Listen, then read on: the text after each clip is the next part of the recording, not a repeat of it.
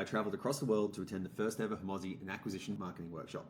I spent the money, made the trip, sat in the room, and pulled out the biggest lessons that actually mattered for coaches, consultants, and service business owners who are trying to grow their own business to over 100K per month. So in this episode, I'm going to give you the 3 biggest takeaways without you having to spend the thousands of dollars, the time, or fly across the world to get them. So I'm Paul Meldrum, founder of the Descend Collective and the Build, Acquire, Scale podcast. I started in fitness, and within 2 years, I'd won National Trainer of the Year, back to back. And then from there, I built Australia's first semi-private training studio, then Australia's first 7-figure semi-private training studio, lectured all over the world. And after a number of years, I moved into the marketing, consultancy, and business systems. And I scaled my own marketing and consulting agency to over 7 figures in under 12 months. So when I talk about marketing, I'm not talking about theory. I'm talking about building the offer, running the ads, spending the money, making the mistakes, getting the leads, closing the clients, and actually scaling the thing. And I've done it for myself, and I've done it for hundreds of clients. And by the end of this episode, you're going to understand the 3 biggest takeaways I got from the Hormozi and Acquisition Marketing workshop. And keep in mind, this was the first time they've ever run it. So this is very, very fresh. This is very cutting edge in marketing information that will help you make more money. And by the end of this episode, you'll understand what's changed in advertising, why brand matters more than you think, and how to measure brand, and then how to build a growth system that compounds instead of constantly starting from zero, which is so many people do. And here's the thing, that marketing really feels harder now than it should, okay?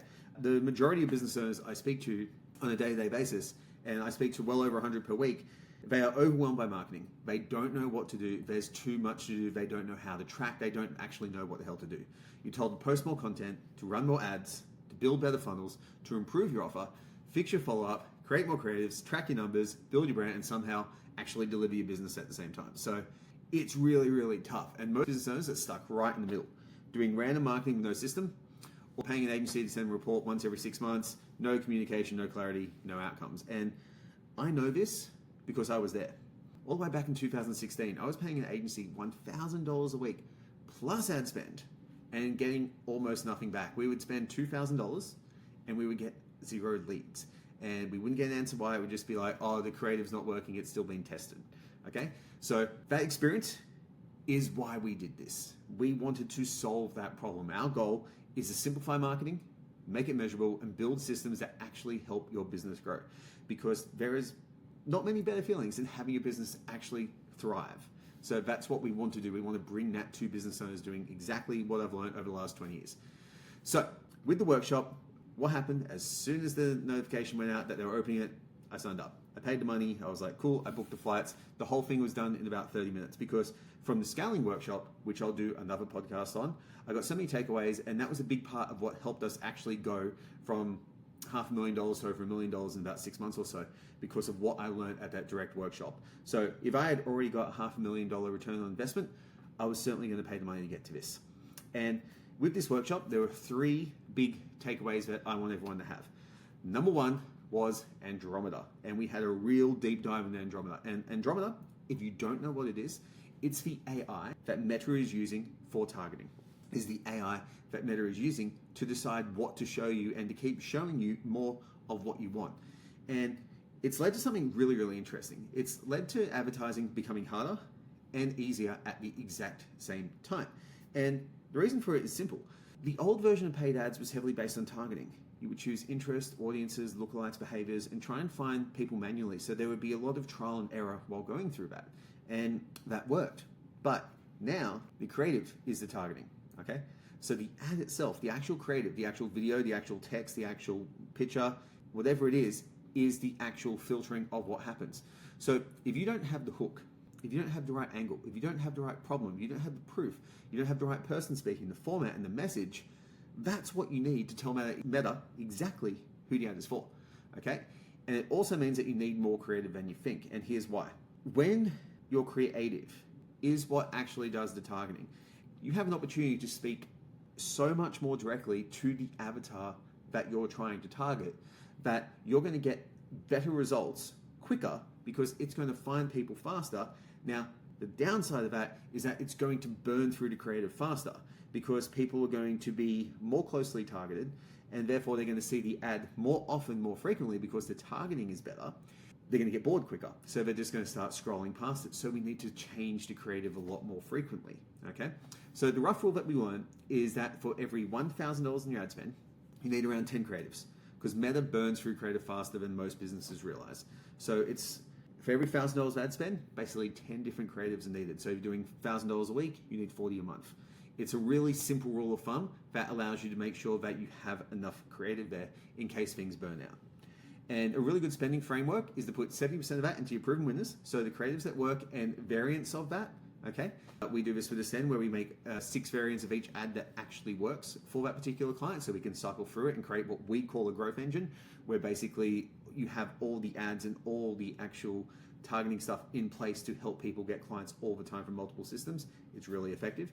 20% into variations of winners, where you're kind of testing something, and 10% of your budget into doing new stuff, okay?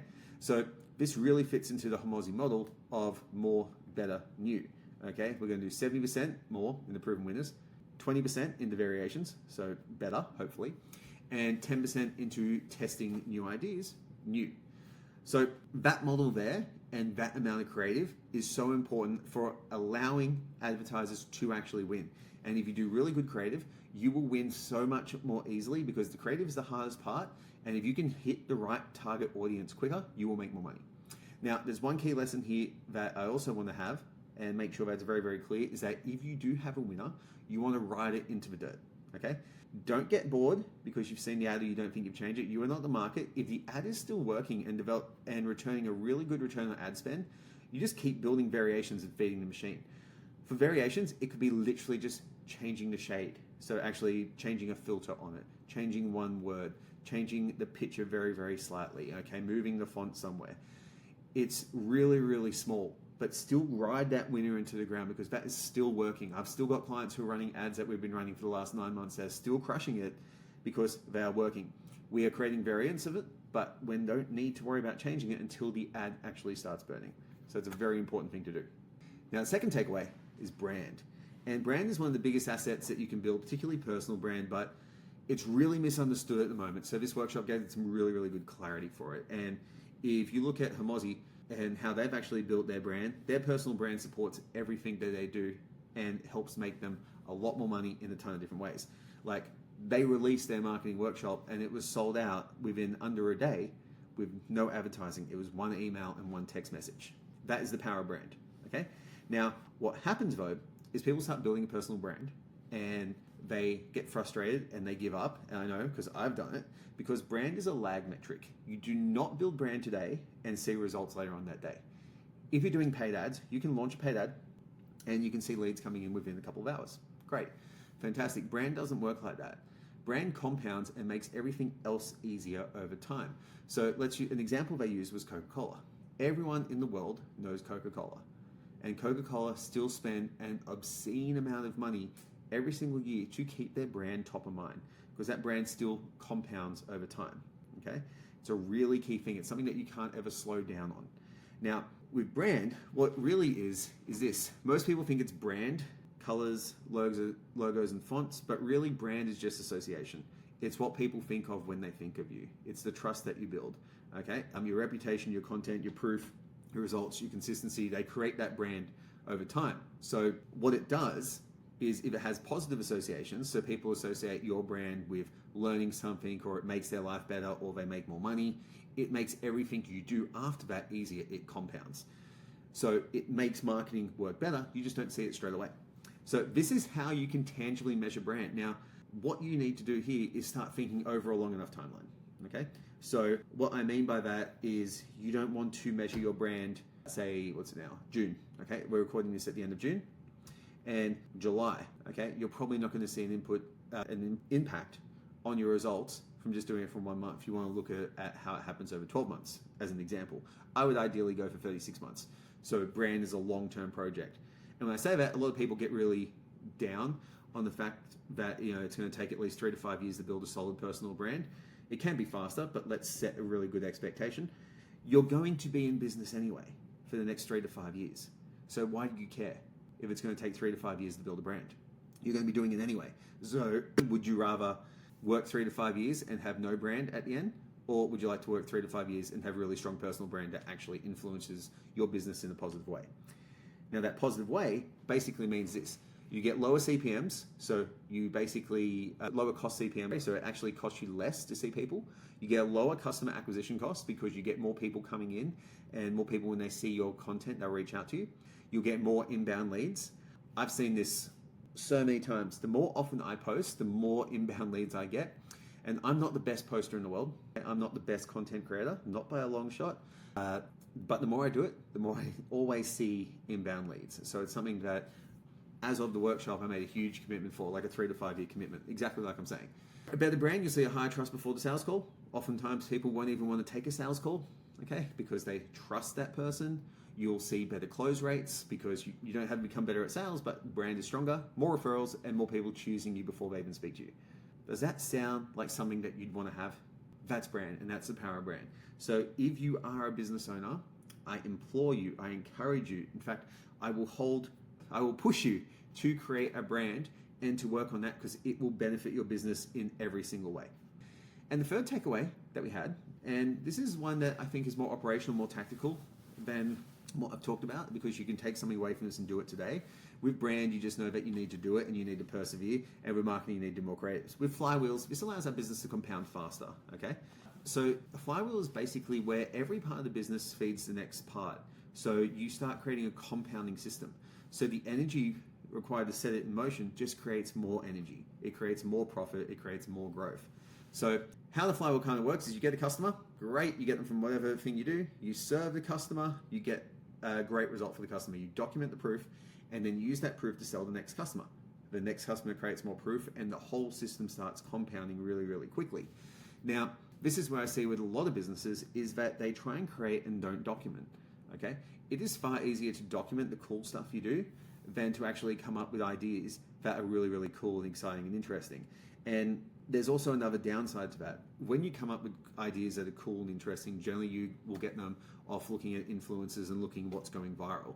Now, that's going to be very top of funnel type stuff, which means it's just going to expose you to new audiences. It may not be what actually allows you to sell, okay? That's a really important thing. Just because something's popular and cool doesn't mean that you're going to make any money off it. For example, I run a marketing and business consulting agency. I could do the next viral challenge and get like a ton of views and a ton of visits to my site, but very few people will buy that because they're not actually the avatar that I'm after. I would rather actually document the proof that we do, working with clients, demonstrate that, and that will be more likely to get me more clients. So one of the big key takeaways from the marketing workshop, and this is something I've been saying for a long time, regardless to the end clients, is that the vanity metrics don't matter. The two biggest metrics, this is a bonus, the two biggest metrics that matter the most are saved post and clients and sales. So you know your content is doing really well when you're getting a ton of saved posts, and when you start seeing your posts are getting saved, you can start to expect that your CPMs will go down, your CAC will go down, your rate of referrals will go up, your sales will go up, because what's happening is your content is actually starting to be saved and it's starting to be really, really cool. So that's a very important thing to remember there.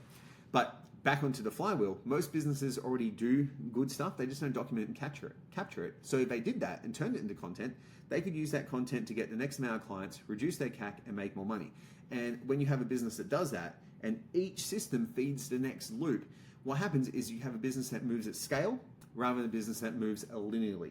So linear growth, yep, cool. You have to have an equal amount of inputs to outputs, or you might have a ratio of like 1 to 3, for example. So for every $1 you spend in marketing, you make 3 back. When it compounds, every $1 can make $16. Every $1 can make $24. Every $1 can make $48. It compounds over time like that. And when you get that, that's when you see businesses that go with stratospheric growth. So the 3 biggest takeaways from this event that I went to, and there is a ton more which I'm going to be talking about, and luckily our clients are going to get to experience the benefits of every single one of these, is number 1, Andromeda. Your creative is now your targeting, and you need more of it. More than you think. More is better. Brand. Brand's one of the biggest assets you can build because it lowers friction across the whole business and makes everything easier to do. Just be aware it takes time, but the time is far worth it. Flywheels. The fastest growth happens when every customer resultant piece of proof feeds the next sale. And if you can get just those 3 things here, marketing can still be hard, but it's not confusing because now you know exactly what you need to do. You need to do more creative, you need to build a brand, and you need to make sure that your customers actually feed the acquisition of next customers. And this is exactly what we do in the Accelerator program, in the Growth Engine program. We help coaches, consultants, and service businesses build that marketing engine, create the content, run the ads, track the numbers, and turn that into growth. So if you need any help, please reach out to us. I'd be happy to talk to you about everything I learned in the seminar. I am very much an open book and do not gatekeep any information. So looking forward to sharing a ton more with you as we also pursue building our brand. Thanks for listening, and I'll see you next time.